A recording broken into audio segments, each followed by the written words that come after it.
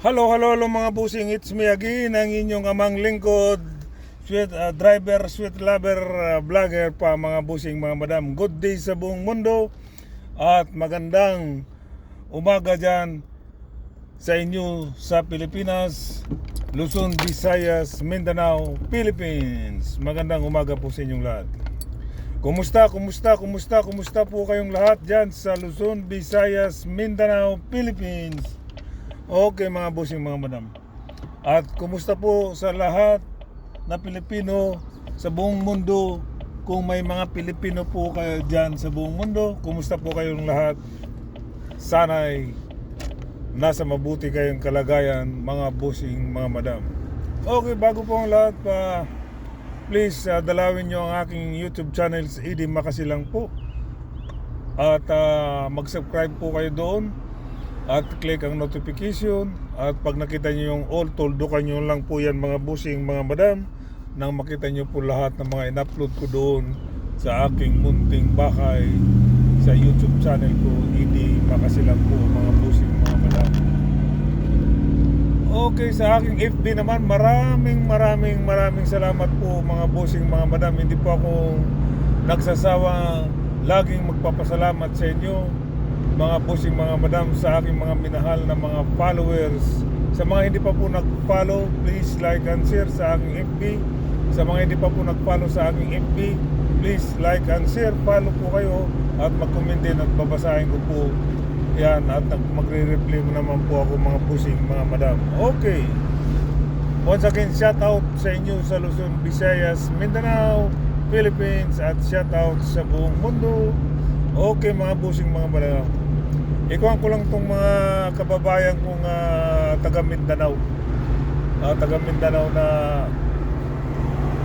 ang ating gobyerno tumulong na nga, namigay na nga ng isang kahon, isang kahon na ang kasama na doon kumpleto na. Nandun na yung bigas, mga dilata, mga noodles, etc. Kung ano may makain doon, napakasarap.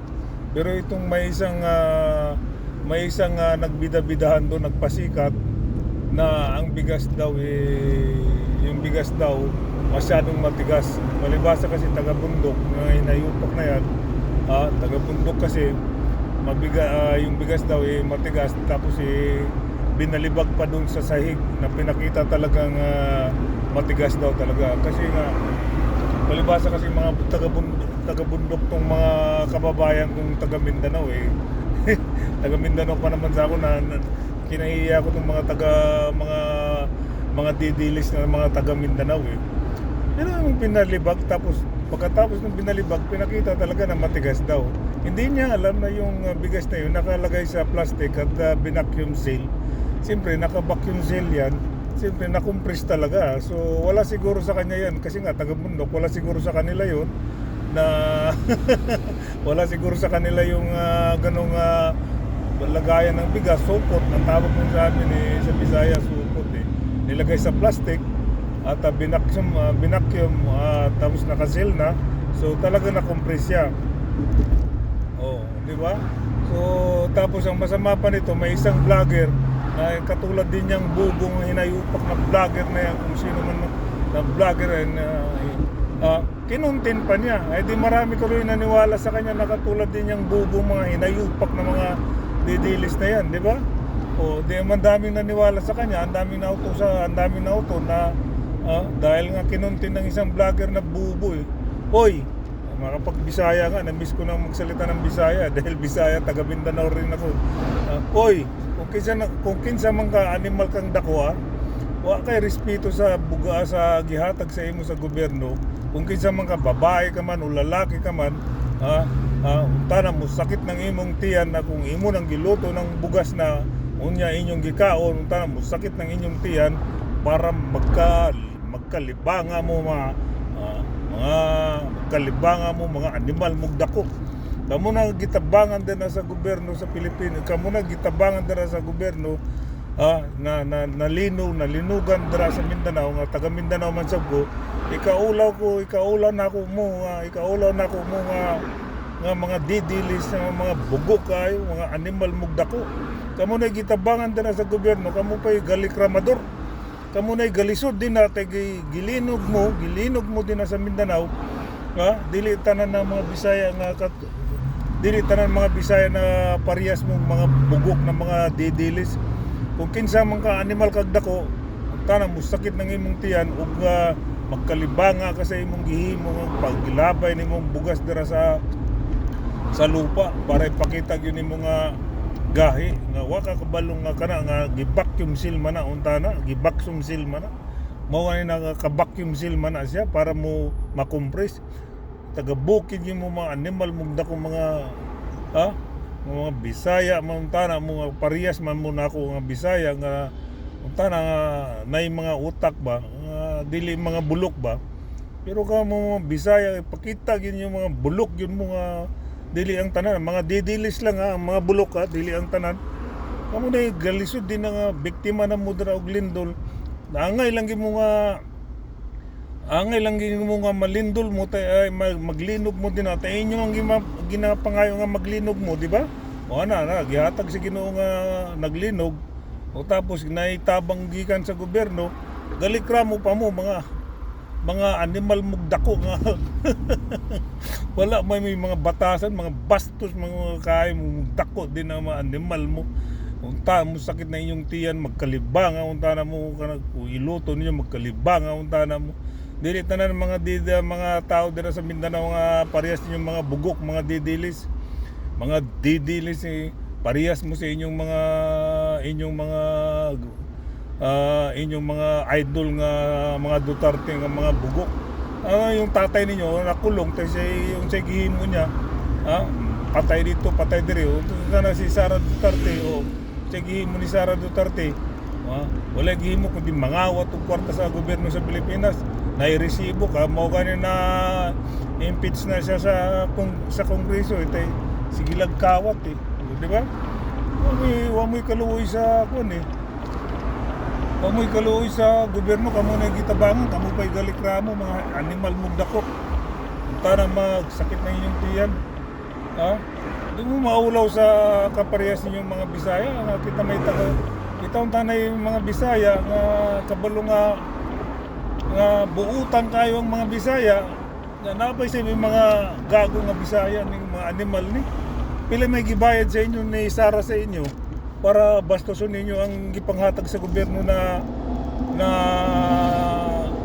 tabang gikan sa gobyerno pila may gibayad sa inyo kasi sigurado ko na gibayaran mo na para bastoson ninyo ang gipanghatag sa gobyerno di ba wala mga hinayo pa kayo wala kayong respeto sa tulong ng binigay ng gobyerno sa inyo pasalamat nga kayo at mayroon tayong gobyerno na handang tumulong o bakit katong ki Tatay Digong ba sige lag na bagyo o sa gihimo ni Tatay Digong especially itong sa audit na dagang kayo na biktima sa Cebu sa Bisaya o sa gihimo ni Digong mag-isa ka bulan pa bago mo abot ang tabang di ba ang mga tao dito sa Bisaya sa Cebu nang limos na tanan mo aging sakyanan na mangayog limos para lang makakaon sila o di ba mo mangmata na mo mga animal mong dako mga Bisaya mga didilis mga bulok di ba tinuod na ang resulti na nasa balita na tong bagyong Odette mga unsa na kasunod gani kung dahil panghatag ang gobyerno sa inyo din sa Mindanao inyong dawaton og magpasalamat mo sa gobyerno og especially magpasalamat mo sa Ginoo teka nang tabang na gikan na sa gobyerno gikan na sa atong mga tao na kung kinsa may gikan na sa atong mga taxes di ba o mga animal mugdako mo respeto sa tabang sa gobyerno di ba kaya palibasa kasi yung mga walang hiya kayo kaya ganun na lang di ba sana sumakit ang tiyan nyo bago nyo iluto yan mga hinayo pa kayo di ba kawawa itong mga Bisayang mga didilis so, kawawa lang itong mga Bisayang didilis kasi mga bastos sila na nga tinulungan sila pa yung malikramador mga hinayupak na mga didilis na ito saan kayo nagmana ito taga Mindanao man ta parehas ng tana, dapat dili mo magingana. Kita'y maulawan sa mga parehas natong nga tao. Ha? Dili mo magingana din na sa Mindanao ka. Pasalamat ta sa Ginoo nga naitabang nagikan sa gobyerno, di ba? May mga silbi, mga didilis na mga Bisaya. Undangin na ninyo sige idol sa mga Duterte. Wala na ang mga Duterte, laos na nata. Kuha na sila, bagsak na sa ilang tungod sa ilang gihimo nga dautan sa Ginoo. Tanaw to yung inyong idol na si Duterte, pati Ginoo gibastos niya. Unsay nahimo siya, di nakulong siya. Na priso dahil bastos man eh. Unsa si Sara Duterte unsay nahimo, bastos kayo, unsay nahimo, di na nakarma na impeach dahil sa mga gihimo niya. Ay magundang-hundangan na ninyo mga animal mugdako. Di ba? Kung say gihatag sa gobyerno sa inyo, dawaton ninyo og maayo, kinasing-kasing. Kung ano man binigay sa inyo ng gobyerno, tanggapin nyo, bukang loob sa puso ninyo, mga hinayop pa kayong mga didilis ng Bisaya na walang respeto sa gobyerno. 'Di ba? Dapat lang bastusin kayo kasi mga bastos kayo eh. Kung hindi kayo bastos, hindi din kayo babastusin ng mga kapwa nyo tao eh. Kasi mga bastos kayo, mga hinayop pa kayo eh. O 'di ba mga busing mga madam? Okay, hanggang dito na lang po mga busing mga madam pa. Baka tumaas pa ang dugo ko. Okay, once again please, maraming salamat sa mga minamahal kong aking mga followers. Sa mga hindi pa po nag-follow, please like and share. At mag-comment din kayo at babasahin ko po mamaya mga busing mga madam. Sa aking YouTube channel, please pakidalaw naman po mga busing. Paulit-ulit po akong magsasabi sa inyo dyan at hindi magsasawang magsasabi na dalawin niyo po ang aking YouTube channel, Idi Makasilang, at mag-subscribe na rin po kayo at click ang notification at tuldukan lang yung all para makita niyo yung mga in-upload ko sa aking munting bahay channel ko, YouTube channel, Idi Makasilang po. Okay mga busing mga babae, mga busing mga madam, ang kapayapaan ay sumasa inyo. Bye bye, babu, peace.